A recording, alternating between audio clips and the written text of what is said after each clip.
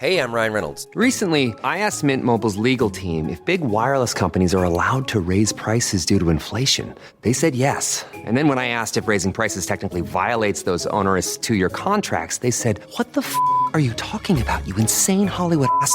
So to recap, we're cutting the price of Mint Unlimited from $30 a month to just $15 a month. Give it a try at mintmobile.com/switch. $45 upfront payment equivalent to $15 per month. New customers on first 3-month plan only. Taxes and fees extra. Speed slower above 40 gigabytes. See details. You're listening to the Reversing Climate Change podcast by the team at Nori, the carbon removal marketplace. This is a show about the innovators and entrepreneurs developing solutions to climate change. Roz, right? Is that what you're doing? We bought a farm 5 years ago now, and I'm in the unheated. It looks. I've actually got an okay angle right now. You can't see any black mold on anything, but that's good. it's like between rustic and dilapidated. Why did you get the nice space, Kelly? You're in the library, the salon. I took a month. Salon. I took a month to turn the barn tack room for horse saddles into an office. And so my hard work pays off when we have to do these interviews. Yeah, that's good. To the victor goes the spoils. That's right. You're hearing the Weinersmiths right now. You may know Zach Weinersmith from SMBC, also known as Saturday Morning Breakfast Cereal, long-running internet comic. For me, it's synonymous with Reddit. I don't know if that's actually true or just in my mind, Zach, but I associate these things extremely closely. Maybe that's true. Maybe I think that it's a shared factor of like a certain type of person is interested in both.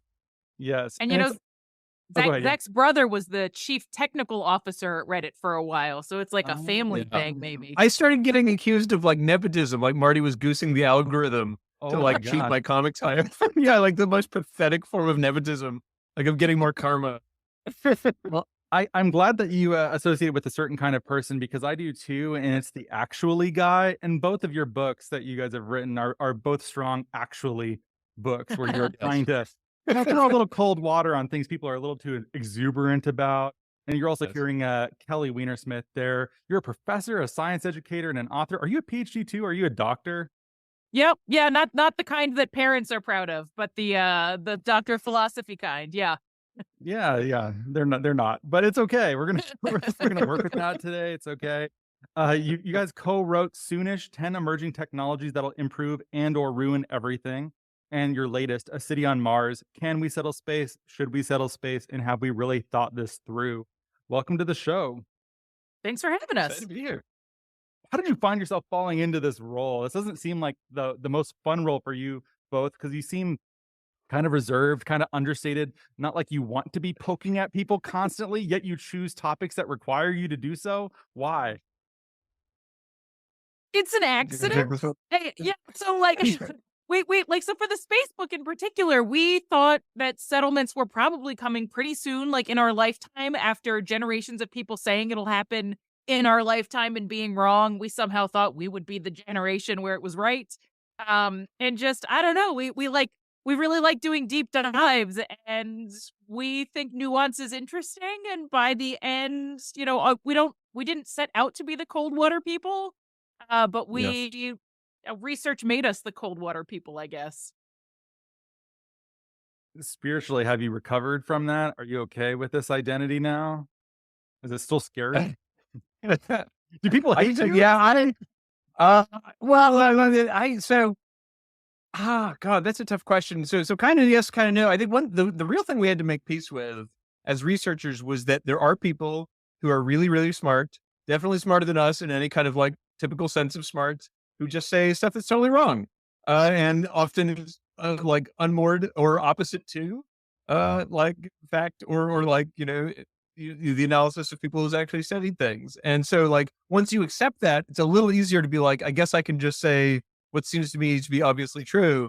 But like that was really anxious for us. I think it was only like 2.5 years into research that we kind of felt like with the combination of fluency and just sort of concern about the quality of research in some directions that we were cool saying maybe not. Mm-hmm. I remember when we were writing, there were so many times. So we would spend all day writing and taking notes, and then we'd go on a walk to sort of brain dump what we had learned to each other.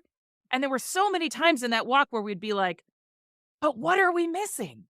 Like how are people keep saying this and they seem smarter than us. And so what do we not understand? And then so often we ended up deciding that they were the ones who were wrong, or like, why isn't anyone talking about how little carbon there is on the moon and how we're carbon-based life forms and we're going to need that. And I don't know. So we had a lot of those moments.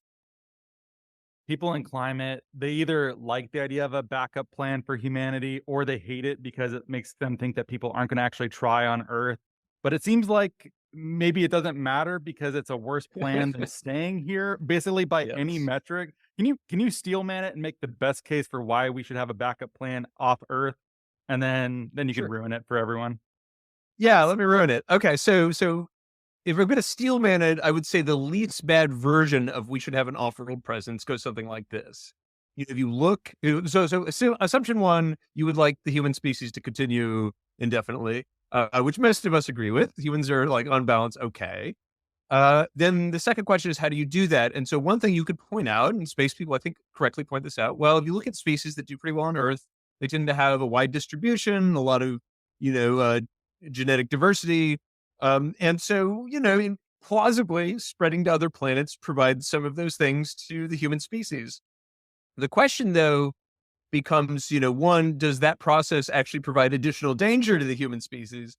And two, any time in the short or medium term, is $1 better spent on that project or on something like an extra solar panel outside of Tucson? And, if you just do the numbers, you don't even have to be able to add to see that it's clearly not the case. And because, as you described, space is basically worse than advertised. By which I mean, when you read about it in like pop articles or see a movie, it usually seems like it's just kind of like going to the desert. Maybe there's no air and that's not great, but you just pop on your little bulb helmet. But actually just like it's trying to kill you in many ways, seen and unseen, that are very hard to deal with. I mean, but, so as you mentioned, we are the bucket of cold water people. So I'd also say that a lot of those people who are arguing we shouldn't invest in space because we need to be thinking about the Earth are also wrong because they're overestimating how much money we're actually spending on this going to space stuff. And so in particular, so most of the money is being spent on things like sending satellites in orbit around Earth. And a lot of those satellites get information about what's happening on Earth, which we then use to understand what's happening on Earth and make decisions about it. So I'd say that's money that's well spent. And then money going to settling space or going to get to Mars is very little. And these days, it's a lot of private companies that are spending that money as opposed to the government. And NASA's budget is very small, especially compared to things like the defense budget. And so I don't really feel like there's that much tension between these two things because it's not like that much money's going to space and certainly very little to settling Mars. Did you guys ever read David Grinspoon? Do you like his stuff? No, I haven't. What would be the book? Earth in Human Hands is the one that we haven't talked about this in forever, but he's an astrobiologist, I believe is his title. Really smart guy, but he talks about Fermi paradox and why don't we see aliens and reasons for that and great filter events. And basically humanity needs to learn how to create a permanent civilization on Earth, and that's sort of our job right now, and it's unclear if we're going to be able to do it at all. And one of the best arguments that I've heard in your book that I had put to me was it's pretty easy to throw asteroids, and so making it cheap to do so is adding a huge amount of risk to Earth. It's not actually de-risking the process at all.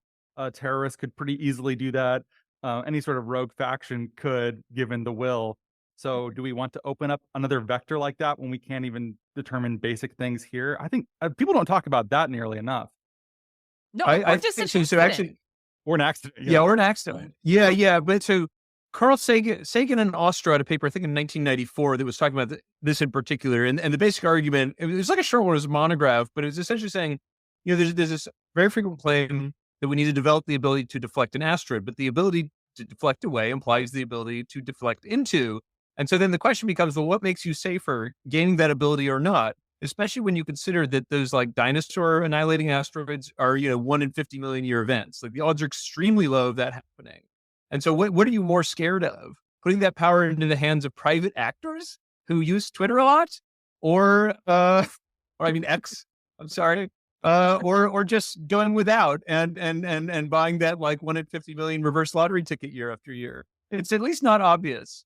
I would say, and again, to put the position of the other side that we've encountered, which I still don't think is a very strong one, they will say things like, well, we've had nuclear weapons for a long time. We haven't blown each other up. And I've encountered this argument for space.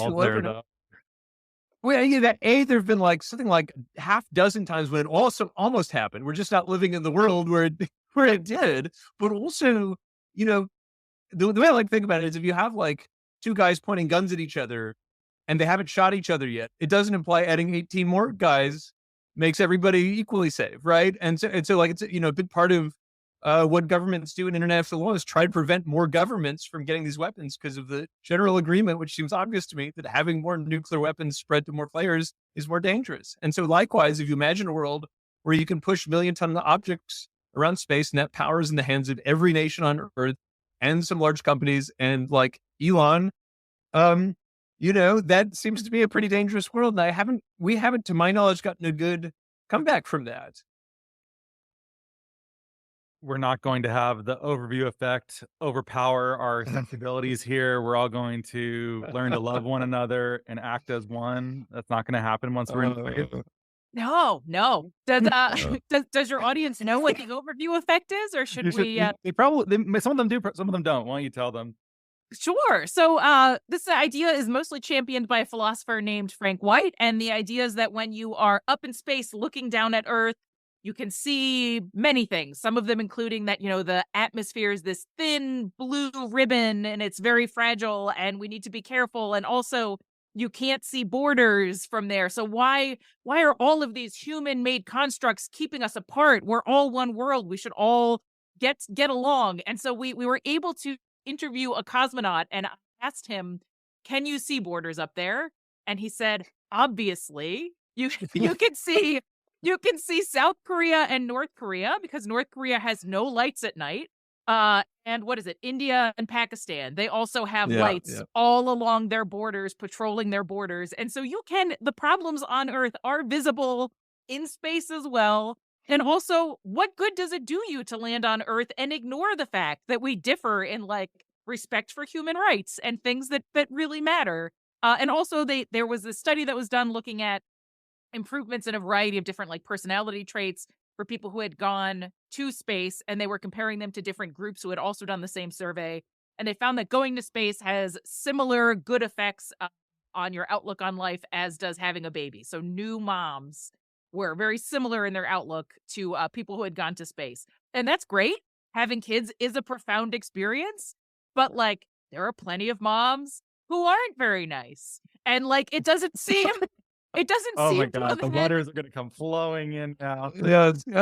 I know. Well, actually, there are some moms who aren't nice. But anyway, so basically, there have been a few studies that have tried to quantify it. The experimental design in these studies is questionable, and the effects that they find are small.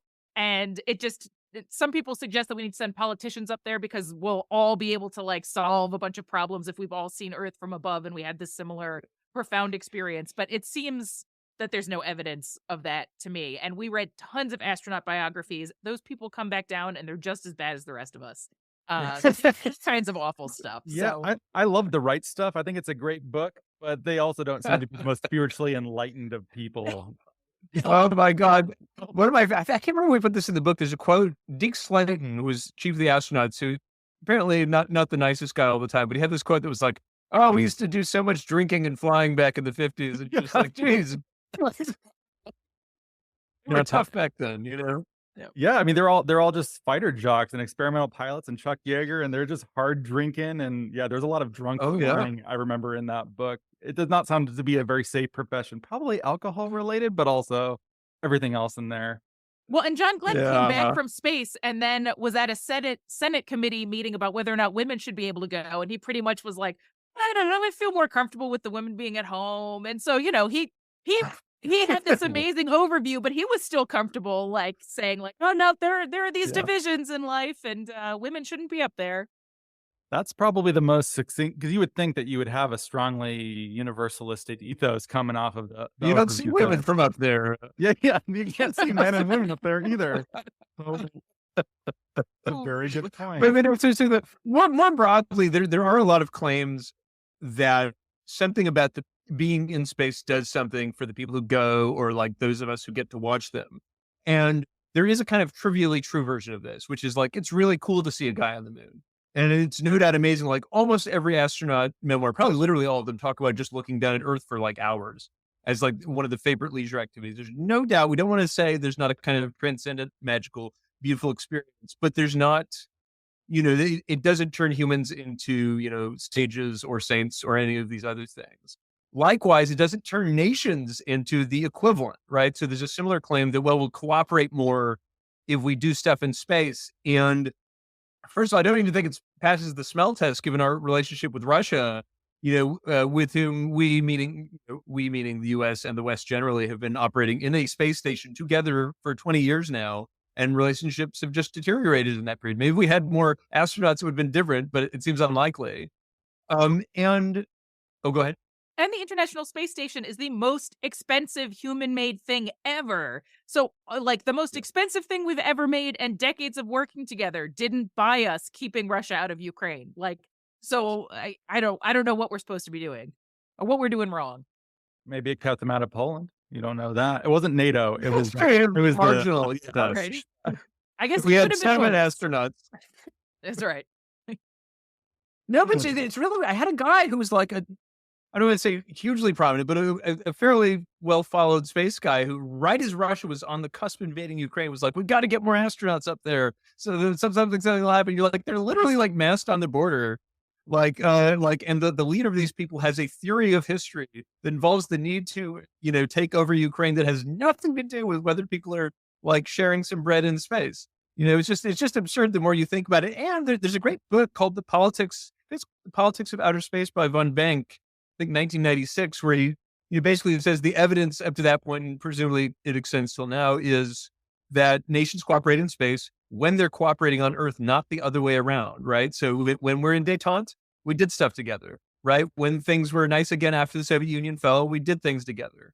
And that's where we get the ISS, right? So it's just the other way around. It's reverse causality.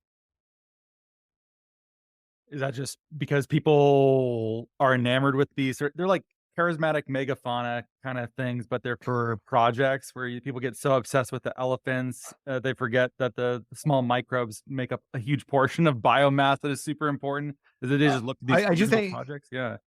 Yeah, there's very good evidence that the public generally overestimates the importance of humans in space for just about anything. It's very good PR stuff. I mean, if you look at the cases in particular when we cooperated in the 70s and then the 90s, there were good sort of mutual PR reasons to do it, which are probably too boring to get into. But it was like, you could think of like 1975, we go up, which is a bad time for both space programs because the U.S. doesn't have its shuttle ready yet, won't for a while, and Apollo was canceled. Meanwhile, the Soviets, kind of look like chumps because they lost the moon race. And so it's this kind of mutual, actually, we're both doing cool stuff in space. When you get into the sort of pedestrian details, it's the awe kind of melts away. I'm not opposed to awe or inspiration, but these bigger claims about, national peace or whatever it's supposed to produce are kind of absurd. So you're not opposed to humanity going to space or even developing settlements on other planets. The term that you use for this is wait and go big. That's ultimately the summation of your thinking here, is that we just won't have, I don't know. I'm actually not even going to feed this to you. Why wait and go big? Why, you did the hard work, damn it. I invited you on. Well, so right. So there's a whole 400-page argument for that. And so wait and go big. So first of all, the waiting part is that there's so much that we don't know. And this really surprised us when we started the research for the book. So we had assumed, we've had many space stations orbiting Earth for decades. We probably know all the medical stuff that we need to know by now. But it turns out we don't, because those space stations have been orbiting inside of the magnetosphere, and space has different radiation than you get on Earth, and the magnetosphere stops it mostly before it gets to the International Space Station. So we don't know how space radiation impacts astronaut bodies, and we definitely don't know how space radiation would impact, developing fetuses or something like that. And then we also don't really understand if partial gravity is bad. So astronauts on these orbiting space stations are essentially in free fall. So they're experiencing something like 0G. We know that that's bad. For example, their hips degrade at about like 1% bone density per month, which is pretty fast. Yeah. And so, which is partly why they're only up there usually for a couple months. The longest stay has been 437 days by a cosmonaut. And if you get to Mars, maybe that drops down to like 0.1%, or maybe it goes away entirely. But now instead of months to like less than 2 years, you've got a lifetime. And so if it drops down to 0.1%, but you're talking about decades, what is that going to do? Like when it comes time to, have your baby, are your hips going to hold up okay? Like I wouldn't want to be the first woman keeping my fingers crossed, hoping that I've got enough like bone density to make this labor thing work. That would be scary. And so, we don't understand partial gravity well because the experiments have mostly happened in this free fall environment. So the medical data is not there.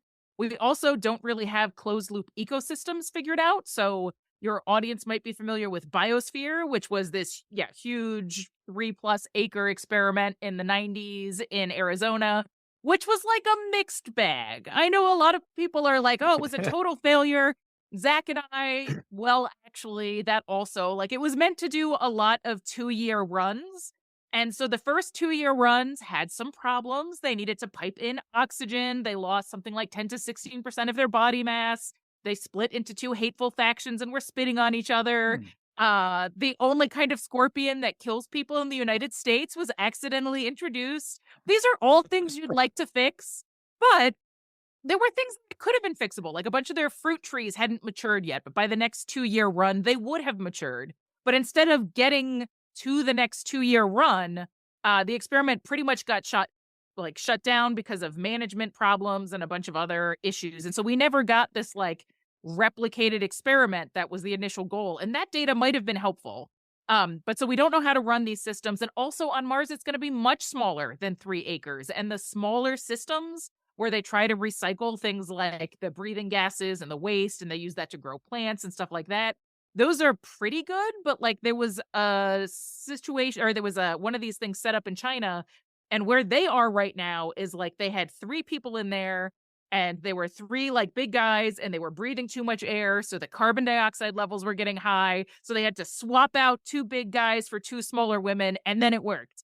And that is just like not an option on Mars, right? And so we need to like get all of the equations figured out so that we know how to make these like recycling systems work well and work reliably. Because if you're on Mars, only every 2 years does a launch window open. So if you leave for Mars and you get there, probably help is at least 2 years away.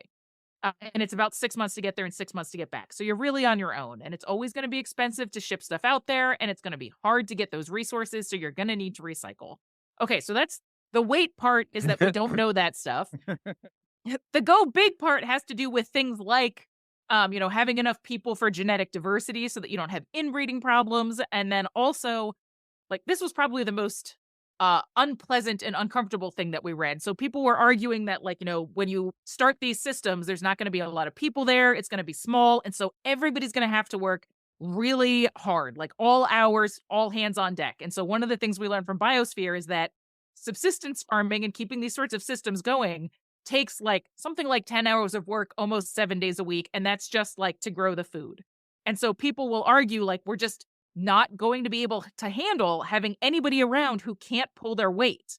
And so some people say that we're just going to have to like let natural selection run its course. And this sort of intersects with the, like, we don't really know about how space impacts the human body. So like if it looks like someone's going to be born with a disability, we just let nature run its course, which is, of course, a euphemism for dead babies and letting babies die. And then another paper was saying that we have to change our threshold for what we consider valuable life. So if you can't contribute to the farm, we can't maybe support you. We can't have you around. And so our argument is if we can't wait and have a big enough system with enough people and enough redundancies that if somebody comes and, if somebody falls off of the ladder and breaks their back, that you can just say, that's cool, Joe. We still love you. We're going to feed you. It doesn't matter that you can farm anymore. We're not pushing you out the airlock.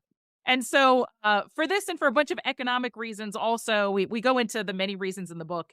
It just seems to us like there's a lot of stuff we need to figure out. and we should wait till we can do this in a way that like retains the progress we've made on human rights so far. Well, one solution to this too is you can do the Kurt Vonnegut. If you will have died on television, you will not have died in vain. You will have entertained us. So let people sign waivers. Do the Mars reality show that never was. What even happened with that, by the way? I remember when that happened. But why not just let Mars people, One? being a Mars pioneer, and if you die, you may be eugenicked out of existence. And sorry, that people will make that trade, and they would, if it's on TV, they'll be immortal. Yes. Oh, so you're referring to Mars One, which was a proposal that got some funding out of the Netherlands. And the essential concept was we'll start a Mars base as a reality show, which, just to be clear, was always ludicrous. There's no way it was going to happen for a variety of reasons, like just basic tech stuff. Never mind that everyone would definitely die.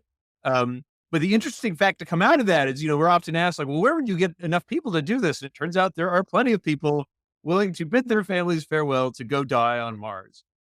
So that's good data. That's in the bank. As to your question about the waiver, so where we disagree about that is essentially, like if an adult who's compos mentis wants to sign a waiver to go die somewhere on Mars, like to my mind, that's their business. You want to make sure they had full information about what they were up against and in their right mind, but that's their business. But when you talk about a settlement, that's different from talking about just sending some tough guys to a base, right? A settlement is a place where people raise families and have a permanent existence.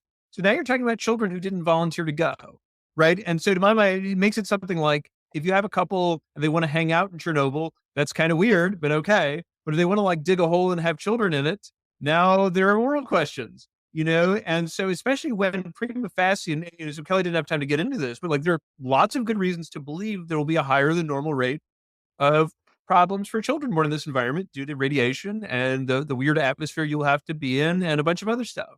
And so, why would you purposefully create a world where people are, likely to need more help and not be able to get it? And I'd argue that the premise that you're going to be able to have a popular reality TV show for a very long time is a bit shaky too. So, when you had Boots on the Moon for the first time, everybody watched that, right? That was like the most watched thing ever. But by Apollo 12, almost no one was watching. And when Apollo 13 took off, really, like no one cared. But when Apollo 13, months later, this is not like, yeah. It dropped off real fast because most of being in space is like fixing the toilet, cleaning the mold that's growing behind the wall, like just boring stuff. But, on Apollo 13, when the oxygen canisters blew, then the whole world was paying attention. But it only took we're working on the third trip where we were going to have Boots on the Moon, and already interest was waning. And so I'm sure that season 1 of Mars One, the reality TV show, would have had good sales or whatever. But unless there was a lot of, I don't know, cheating or, it would have to go back to human behavior. It wouldn't be about Mars at that point because living in space is kind of boring. Well, and the ultra optimistic, zany, low price version of a Mars mission, not a settlement, a mission, is easily in the tens of billions, right? So you're going to have to get some good ad revenue for that Mars reality show. Yeah. Sociologically, is there some understanding of how many people it would be necessary, not just for the genetic diversity component of it, but also for the getting along? I mean, granted, do we ever get along? Bigger numbers has just meant more chaos in some ways, but there's probably some sweet number, right?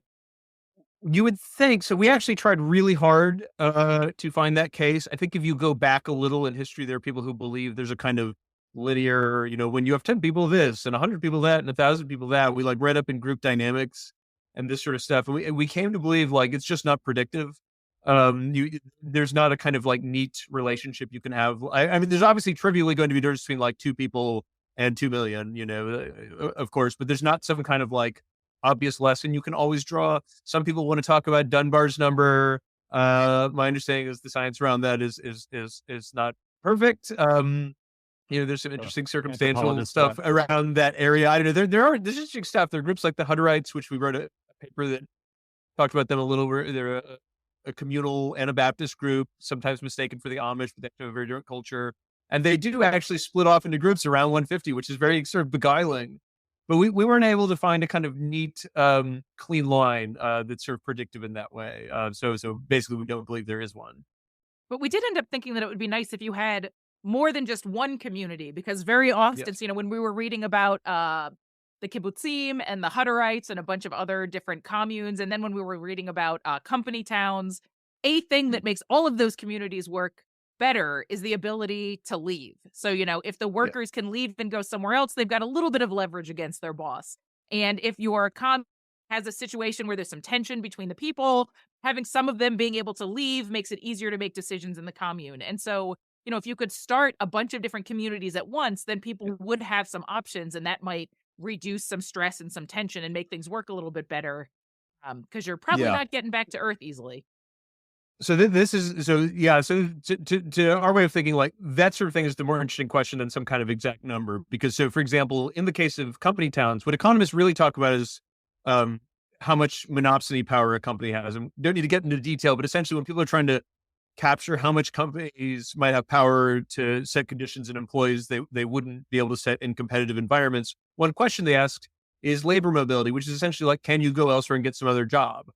And it's not an easy thing to measure, but there are ways to measure it. But if you look at Mars, right? So it's like, there's clearly a limit on labor mobility in the sense that it's very hard to get back to Earth. There are times when you simply can't go because it's not good for orbital mechanics reasons. The launch window is not open.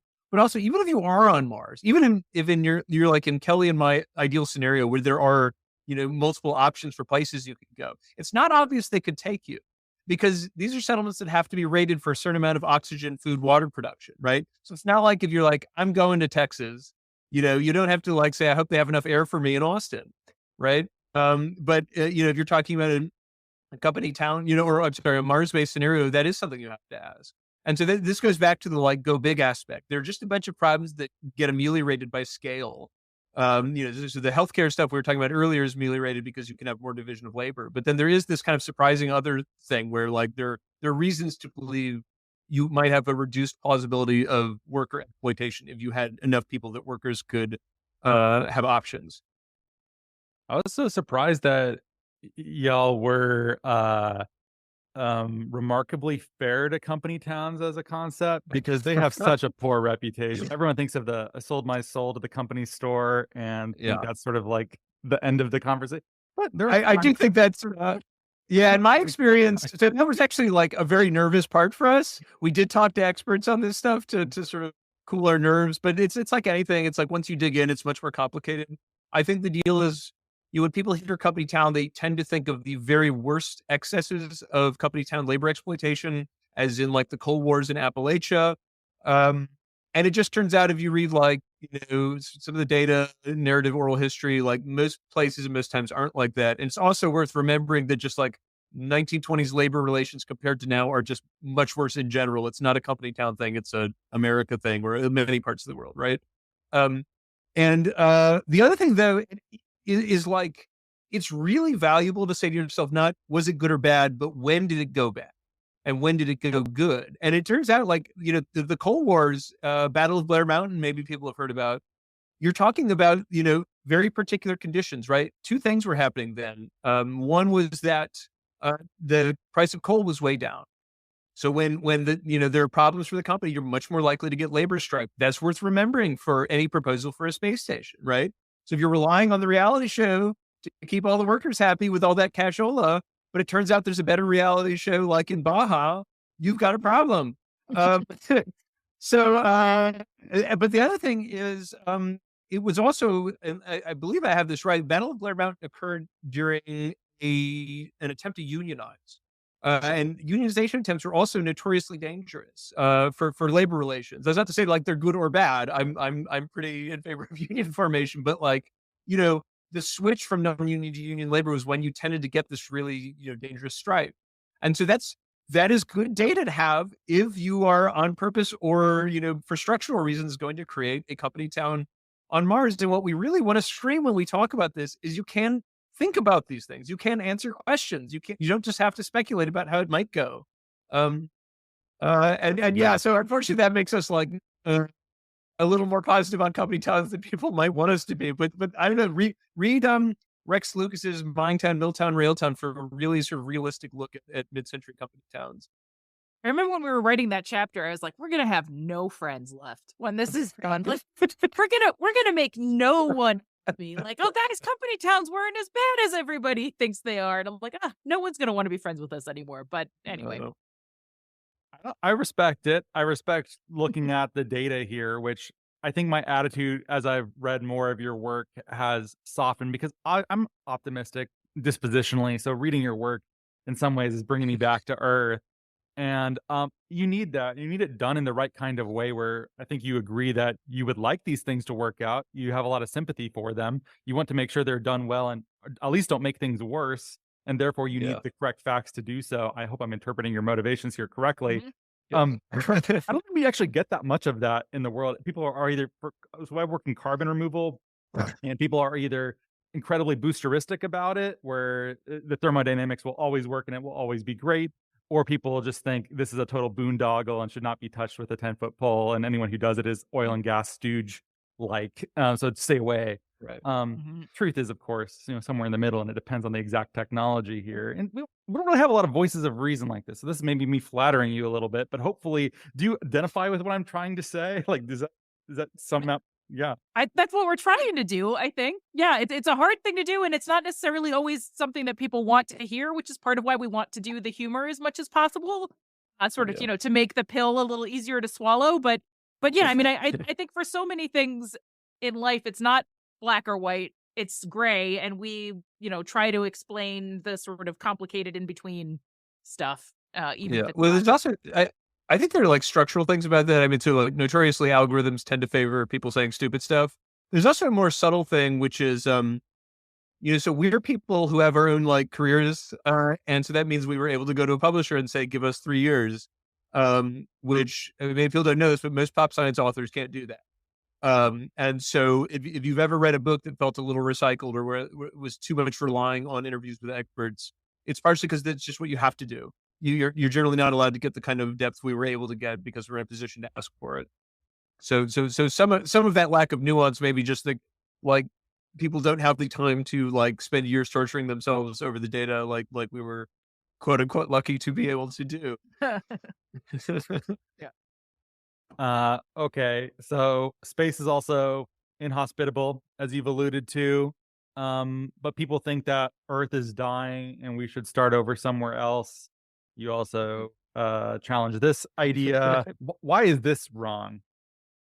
Like the worst version of Earth that you could imagine, like climate change, maxing out the predictions, that planet is so much better than anywhere else in space. Like maybe even if you drop some nuclear bombs, Earth is still better than Mars. You could still go outside in most places and take a breath of air and it wouldn't kill you, So the idea that, like billionaires are going to escape to Mars while Earth dies, if you don't like billionaires, you should let them go. Like Mars has 1% of Earth's atmosphere. That's it. And that atmosphere is made of carbon dioxide, not entirely, but mostly. And so if you're going to go outside, you have to like put on a spacesuit, but first you have to pre-breathe oxygen for like at least 30 minutes, because if you go outside without doing that, the nitrogen in your blood is going to bubble out and kill you. You're going to end up, dying with big hemorrhages in your brain. Also, the soil out there, it's actually just these like sharp little tiny little specks that are sort of like little knives, and maybe they're going to, like, if they get in your lungs, maybe they're going to give us something like stone grinders disease, where your lungs get scarred and then it's hard to breathe. Also, that soil is 1% perchlorate. And there's geologists out there who are like clutching their chest as I keep calling it soil. I know soil is maybe not the right, it's regolith.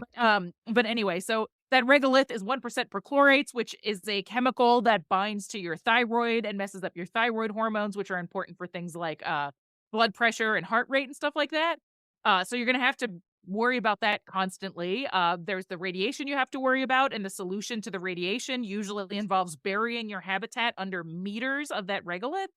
And that also helps you with temperature swings and concerns about things like debris from space coming in and puncturing your habitat and killing everybody inside quickly. So it's just not going to be pleasant. It's going to be tough. And it's hard for Zach and I to imagine any scenario on Earth making Earth less pleasant than anywhere else in space. The one thing I would add to that too is it's like, if your goal is strictly to kind of start over and not be doing Earth stuff and be safe from whatever awful thing you imagine we did to the surface of the planet, just go to the bottom of the ocean, right? Dig down for like 2 miles, right? I mean, because if it's as bad as Mars, you're already on the hook for your own air supply. You're going to have like fission reactors to run the lights to grow the plants. Like, it's going to be much easier to just go down a cave on Earth to spare yourself than to go, 20 million miles to another planet. Well, that's one of the questions I wrote. Does it make sense for us to, if we wanted a backup plan, should we do like I don't know if you saw that downsizing film, the Alexander Payne one, should we burrow inside the Earth? Is that a possible solution here? Should we be exploring the other extreme environments on Earth better first? Does that help us? Or is that just also boondoggle-ish? I mean, that's not a question we get into. We're not experts on. I would say, if you said to yourself, or if like a government said, "Hey, we're going to spend 20 billion a year on creating a little backup reserve of humans because the odds aren't so great up here on the surface," then a decent bet might be digging deep underground or finding a very deep underground cave that could be sealed off. Wouldn't be a wonderful way to survive, but maybe. Of course, even if you did that, the goal would be to come back up to the surface when things had blown over a little. Or likewise, you could do pretty deep under the ocean. I think it'd be fairly hard to cause damage to a sealed ecosystem deep under the ocean. As complicated as that, we think both those things would definitely be easier than doing Mars. If you're on the bottom of the ocean, there are problems. Salt water is very corrosive, but on the other hand, like, there's fish and stuff, or there you can eat some anglerfish. I don't know how tasty it is. But like, you compare it to Mars, which is just like made of poison. It's not a bad bet. I would say probably, as something else you said, so is it like, if the goal was to have like a Mars base, it would totally be reasonable to set up facilities in these places or on Antarctica to kind of work out how to do it. We talk about that kind of thing a little bit toward the end of the book, but whether that's, going back to the beginning of our conversation, whether that's the best thing to do with the dollar, if your goal is to spare the species, I think is quite questionable. And I think you need to keep in mind the question of timescales too. So like, if you are anticipating that the surface of Earth is not going to be habitable for humans in like 20 years, forget it. Don't try Mars. Well, there's no way you're going to make Mars self-sustaining. And like, so, Mars for generations is going to require things like computer chips to be shipped from Earth. There's just no way we're going to be making stuff like that in the near term. And so, a lot of, if Earth died in 20 years and you had some people on Mars, there'd just be a bit of a delay before they died too. And so you need to think about how long it would take to make Mars self-sustaining. And to us, we think that would take generations. Yeah. What if I said a convoluted sentence that name checked blockchain enabled AI cold fusion? And we've shipped that out there.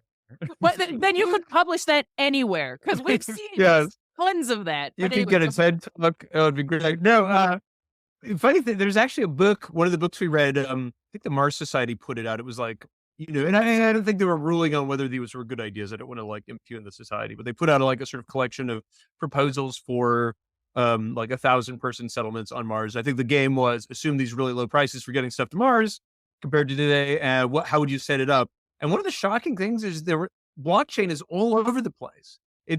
As I recall, and don't quote me on this, but like it was very present in a way. Proposals for how to run the municipal government were not. We'll run everything on blockchain because it'll just finally a chance to run public utilities on blockchain so people can't cheat somehow by the magic of blockchain.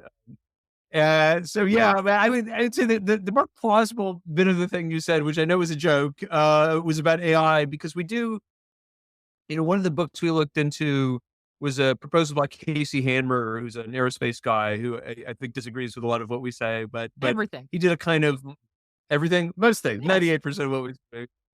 He did a write-up on trying to estimate how many people you'd need for autarky, meaning like economic self-reliance, no need for Earth on Mars.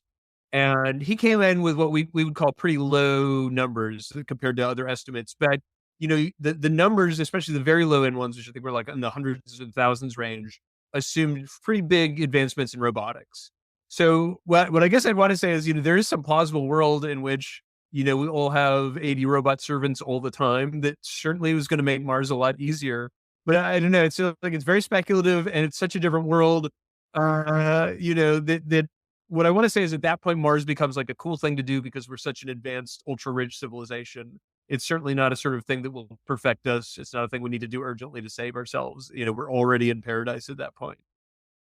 I also think. Is that Oh, sorry. What? I wasn't sure I'm not sure that's paradise, but sorry, what were you saying? 80, no, that's great. I'm going to have my 80 robots carrying me around all day and serving me snacks. And no, that's fine.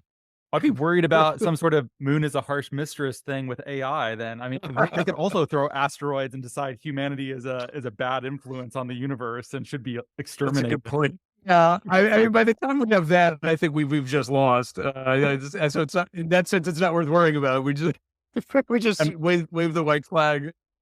And then we're talking about mineshaft gaps, like in Dr. Strangelove, and we're burrowing into the Earth's crust. And God, where do we go from here? Yeah. Where does one go after that? Podcast wise, humanity wise, we're podcast wise. Can we, I don't know how close we are to the end, but we did partially at the insistence of our editor have a kind of uplifting ode to the book. Take us there. I think that's a good place to start. Yeah. Okay. Kelly, do you want to take it since I've been talking too much? I've been talking plenty too, but so we end the book on like, here are some directions for future research, but we really hit hard on the point that like all of this research is awesome. Like trying to solve these problems is super cool. Like a lot of these health problems would probably best be solved by setting up a research station on the moon and like running rodent colonies out there for generations and seeing what happens. That would be a super fun experiment to be part of. Figuring out the equations needed to make these closed loop ecosystems work. That's all cool. And maybe that'll help us understand how to like lessen our impact on this planet as we go. And so the work that remains to be done is all super interesting, fascinating, fun work. We also point out that we are not powerful people. So just us saying no doesn't stop anybody from going. We think the technology will stop people from going. We didn't get into international law, but there's a lot of interesting international law problems that could be addressed. And so the work that remains to be done is fun if we can figure out how to get it funded. And we don't think that we will never have a Mars settlement. We think humans will always think this is an awesome idea. And we just hope that we wait until we've answered enough of these scientific and technological questions before we do it, and that hopefully we can find a peaceful way to do it so we don't increase strife back here on Earth.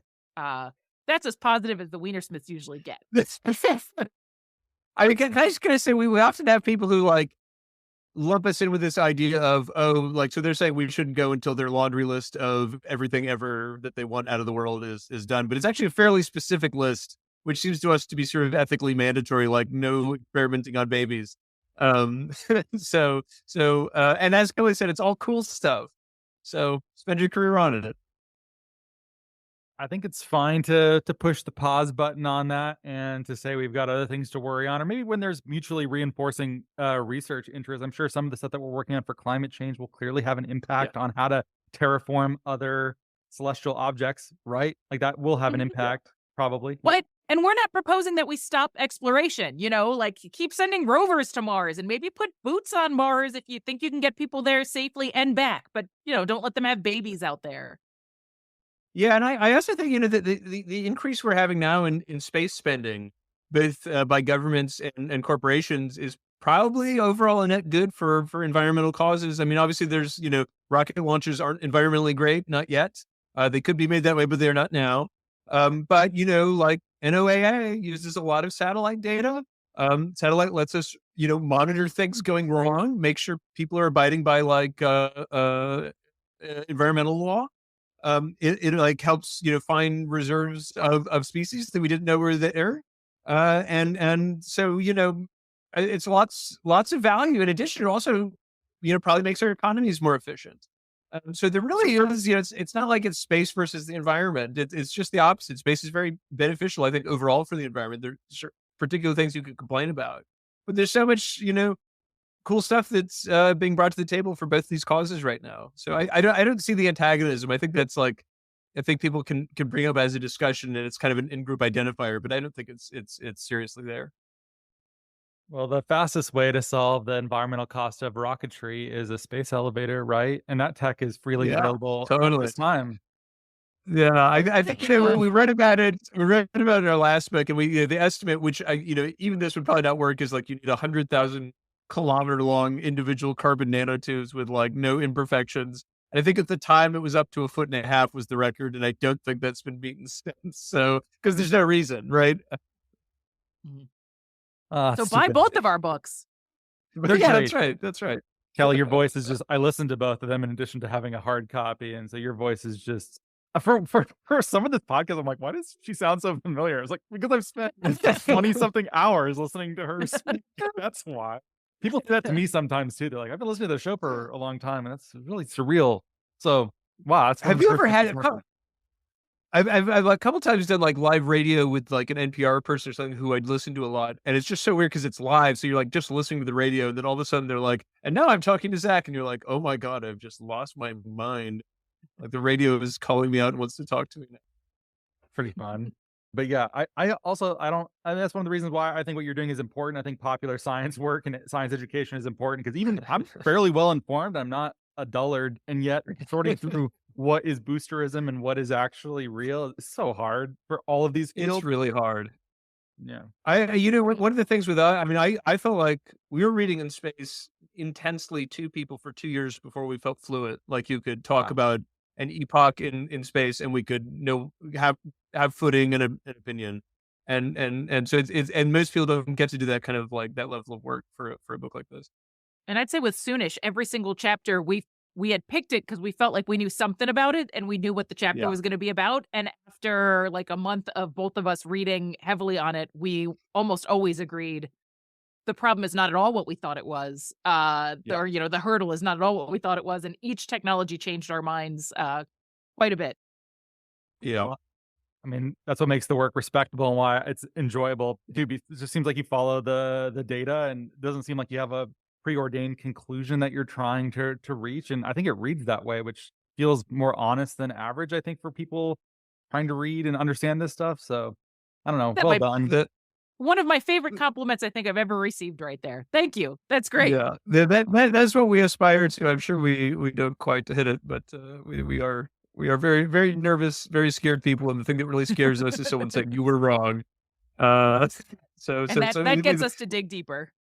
Is there a next project coming, or are you taking a break? Something else? We're still breathing. We need a break. Yes.